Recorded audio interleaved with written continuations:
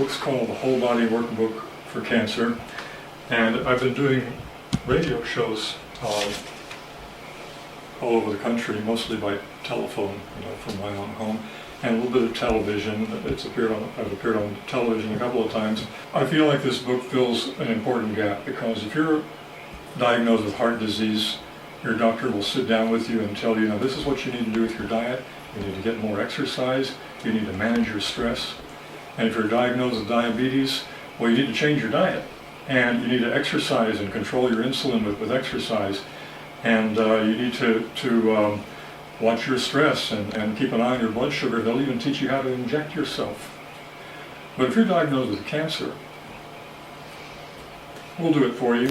Eat anything you want. Don't take any supplements. We'll take care of it. Is it any wonder that cancer patients feel helpless? But the fact is that there are a lot of things you can do.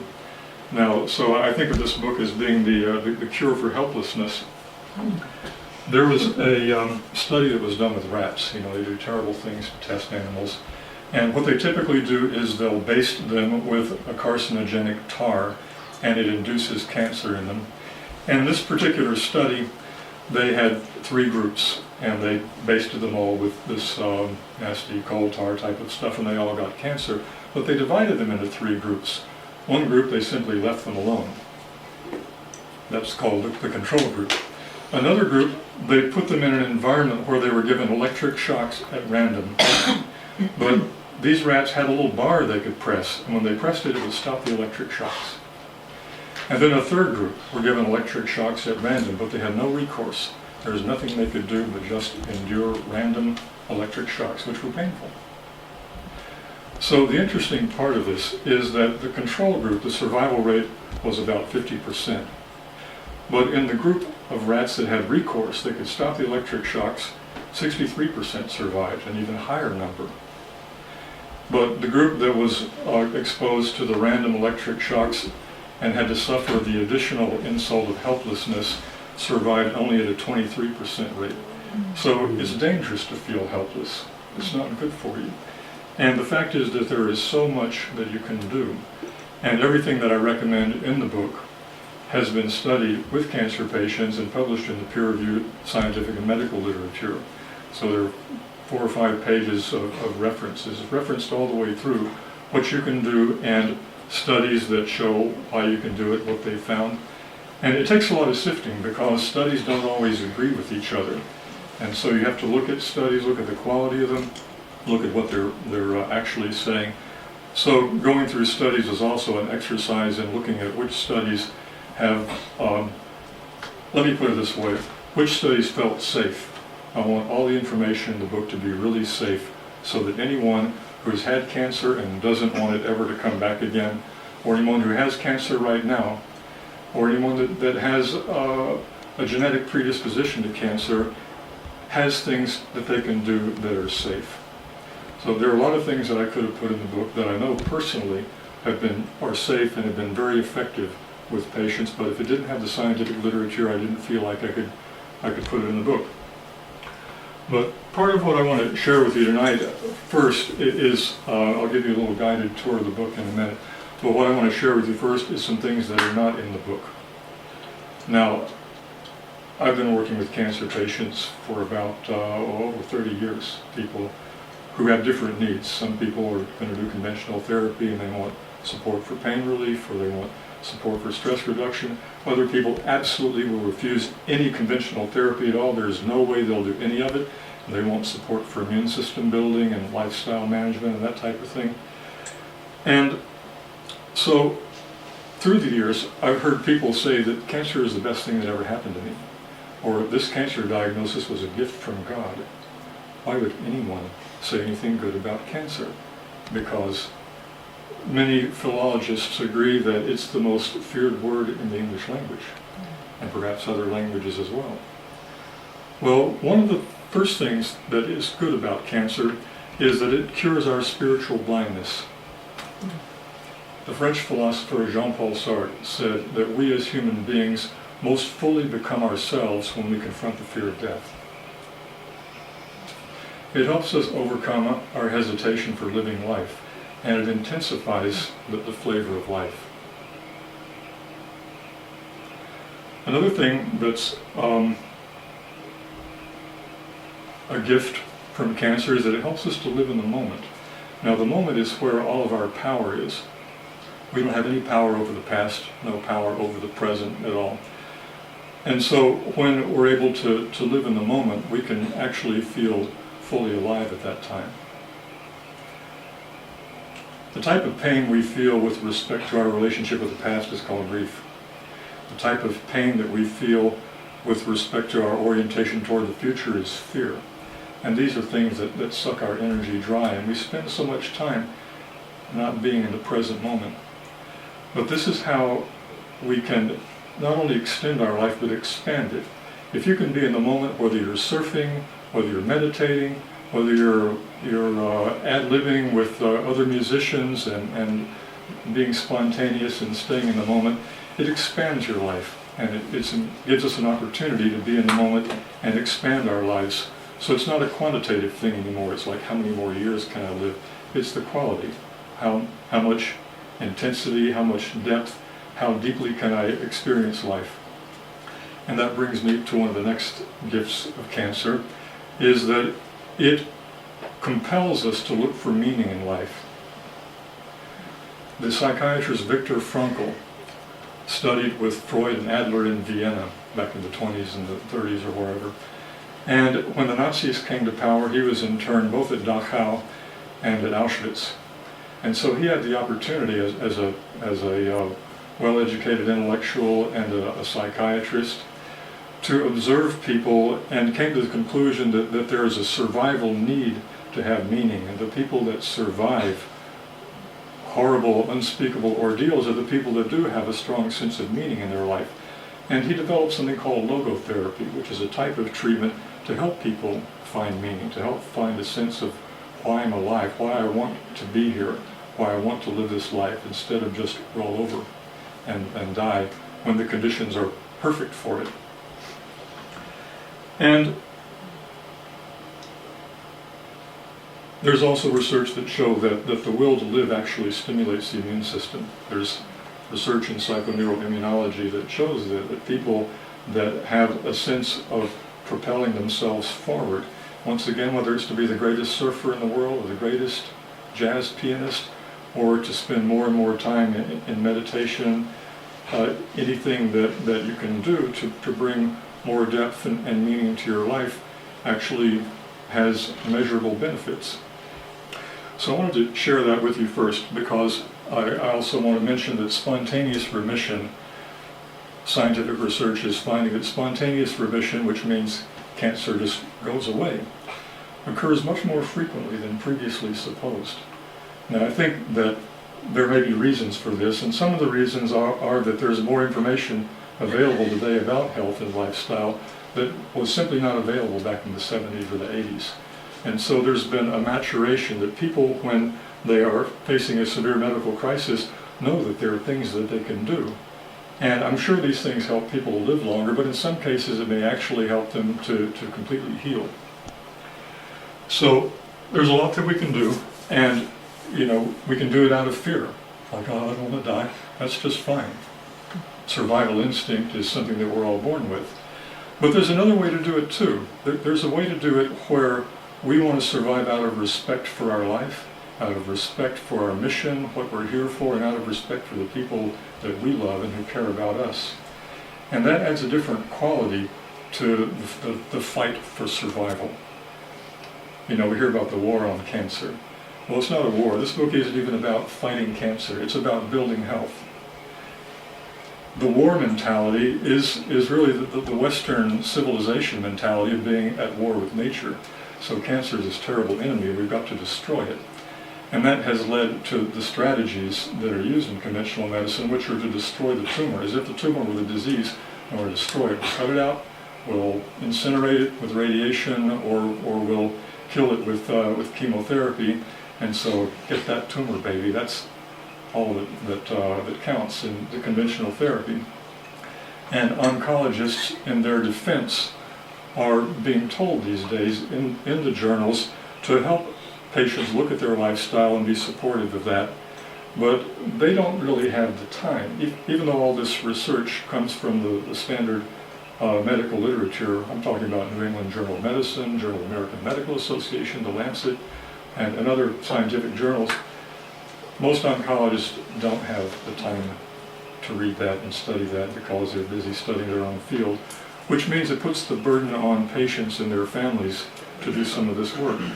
And I feel like I've made it really easy. If you want to read this, you'll have a good starting point where you can go from there with finding whatever else might be helpful. So here is, first slide explains simply that even though it's this fearsome word, and there's an exceptionalism about the word cancer, we produce abnormal cells every day by the thousands. So cancer is a daily thing. We produce these abnormal cells as a part of a regular, normal metabolism. But in some people, they don't get eliminated. They stick. They grow, they proliferate, and they can even spread. So what are these conditions? Well, it says here on this slide, inflammation, low immunity, oxidative stress, and glycation. So we'll talk about those one at a time. We all need oxygen to survive, everyone knows that, but there's a type of oxygen called active oxygen. And it creates something called oxidative stress, which is an imperfect metabolism and creates a residue of what are called reactive oxygen species, and also something called cross-linking, which makes the connective tissue get rigid as we get old, so we get stiffer and more brittle as this cross-linking takes place. The best analogy for oxidative stress is it's like rust.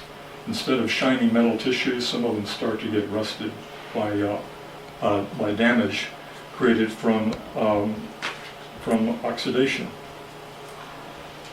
The next is inflammation. Inflammation can actually be a cause of cancer. Some scientists speculate that the effect of tobacco in causing lung cancer, and this is one of the few things everyone agrees on that can be a cause of a specific type of cancer, but the regular irritation of the harsh chemicals in tobacco creates a chronic inflammation, and that this sets up a process of malignancy. In the 1880s, one famous physiologist called cancer the wound that doesn't heal, and observed that many people who had a chronic inflammation later in life would often develop a malignancy there. Next is glycation, which is a fancy word for too much sugar. And by sugar I mean high glycemic foods like white sugar, brown sugar, honey, maple syrup, all these are high glycemic. You can use lower glycemic sweeteners, for example, like agave, which is a cactus syrup. And then there's things like stevia, which are fairly low glycemic sweeteners. But then even things like potatoes and white rice are fairly high glycemic. And glycation is when this excess of sugar begins to actually oxidize proteins, and the proteins become damaged. And damaged proteins can become the focus of some type of disease, not necessarily cancer. But also, sugar is like pouring kerosene on a fire. It accelerates inflammation, it accelerates oxidation, and it's a cause of premature aging. I like to tell the story that sugar is called a food of negative calories, but actually it's not a food, it's a drug. I define a drug as something that takes energy out of the system, and a food is something that puts it in. Well, sugar takes minerals out of the system. And there was an interesting study done with teenage girls, drinking soda pop, showing that it eroded bone structure and can lead to early osteoporosis. And of course, tooth decay, things like that. The British sailors, back in the days when Britannia ruled the waves, who were shipwrecked with loads of sugar, fared much more poorly than those who were shipwrecked with no food at all. After a few months, people, if they could get water, they would survive. They may have been starving, but they were still alive. But the men, the sailors who had had sugar, lost their hair, lost their teeth, and were ravaged, wrinkled, a semi-corpse. Enough about sugar. And sugar's a drug. I'm not against drugs, mind you, but drugs should be to get high. So we use sugar, we use alcohol, we use these things to feel good every now and then. The danger is being addicted, or the danger is having a health condition where you're really working against yourself and not looking at it. Immunosenescence is a fancy way of saying low immunity or aged immunity. Now, you can read all this if you want. The main point is here that natural killer cells, this is a type of white blood cell that destroys abnormal cells, whether they're virus-infected cells or whether they're malignant cells. It attaches itself to them literally and blows them up. It injects these little granules that swirl inside them into the abnormal cell or the microbe that doesn't belong there, and they literally explode. And so these smithereens then are very easy for the body to eliminate without irritation, whereas the living abnormal cells can create problems. Now, natural killer cells, or NK cells for short, are interesting because they are very, very, very sensitive to stress. When stress occurs, there are a lot of effects on the endocrine system and on the immune system, but it seems like reduced natural killer cell activity always happens. So it could be considered to be a marker for stress. NK cell activity has been studied with Hurricane Andrew, with the Los Angeles earthquake. It's been studied with all kinds of stresses, the stress of divorce, self-criticism, self-loathing. People, that has measurable activity on NK cell activity. On the positive side, music therapy, healthy supplements, vitamins and herbs and things like that increase NK cell activity. We'll talk about that right here with countermeasures. With oxidative stress, we want an antioxidant diet, vegetable-based. It happens that the entire vegetable kingdom exhales oxygen, takes in carbon dioxide. So all of our vegetables are antioxidant. All the vitamins, the amino acids, they're antioxidant. And then there are a lot of antioxidant supplements, including vitamins and different other types of botanical supplements. Inflammation, we can have an anti-inflammatory diet. Now, for example, green tea is anti-inflammatory. The herb turmeric, which is in curry powder, is anti-inflammatory. Ginger has some anti-inflammatory properties. And we can also have our diet anti-inflammatory by having a low glycemic diet, keeping the blood sugar stable. Another thing about the low glycemic diet is if we keep our blood sugar stable, then our moods are also more stable. Because if our moods are low, then we are more vulnerable to stress. And sugar itself lowers NK cell activity, just that. And when I say activity, you'll have the same number of NK cells. It doesn't reduce the number of them, but it reduces their activity so that an abnormal cell goes by and the NK cells just sit there, don't do anything. You can tell in a microscope visually because the little granules inside them start swirling, you know. I think of it as like you look at miso soup, you know, you ever eat miso soup and you see it swirling around with vitality. The NK cells look like that. And when they're inert, you don't see that activity. So it's not a matter of having enough of them, it's a matter of are they active. And there's a medical test called a chromium release assay that tests their activity. And this test has actually been used as a prognosis for AIDS patients to see how long they're going to live. Because when the NK cell activity goes down too low, then there's no more protection. So stress, trauma, lifestyle affecting NK cell activity deactivates one of the most important mechanisms of destroying the abnormal virus-infected malignant cells. So, and notice that there are immune supplements you can also use, but processed trauma. I want to go next to 7 components of the healing process.